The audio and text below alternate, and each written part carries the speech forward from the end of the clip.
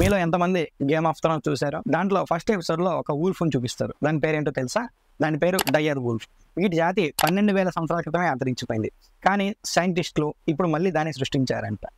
మీరు ఉండేది కలోసల్ బయోసైన్స్ అనే జెనెటిక్ కంపెనీ వాళ్ళకి 13,000 సంవత్సరాల క్రితం చెందిన ఒక పన్ను, 72,000 సంవత్సరాల క్రితానికి చెందిన ఒక స్కల్ ఫ్రాగ్మెంట్స్ దొరికాయంట. అయితే వీటి డిఎన్ఏ యూస్ చేసి డయర్ వూల్ఫ్ ని మళ్ళీ సృష్టించారు.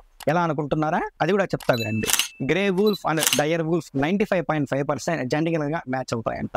కాబట్టి కలోసల్ టీం వాళ్ళు గ్రే వూల్ఫ్ డిఎన్ఏని బేస్ గా తీసుకొని with the help of CRISPR gene editing technology మళ్ళీ సృష్టించారు అన్నమాట. వీటిని మొత్తం 3 సృష్టించారు. అందులో 2 male, 1 female. Romulus and Remus అని మేల్స్ కి పేరు పెట్టారు. ఖలీసీ అనే ఫీమేల్ కి పేరు పెట్టారు. ఈ మేల్స్ October 1, 2024 పుట్టాయి. ఫీమేల్ January 30, 2025 పుట్టింది.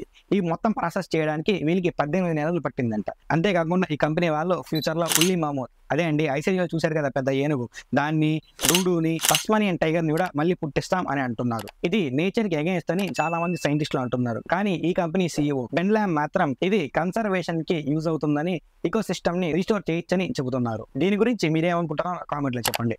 అంతేకాకుండా వీడియోని లైక్ చేసి షేర్ చేయండి. ఇలాంటి మరెన్నో ఫ్యాక్ట్స్ కోసం ఛానల్ ని సబ్స్క్రైబ్ చేసుకొని బెల్ సింబల్ ని ఆన్ లో పెట్టుకోండి.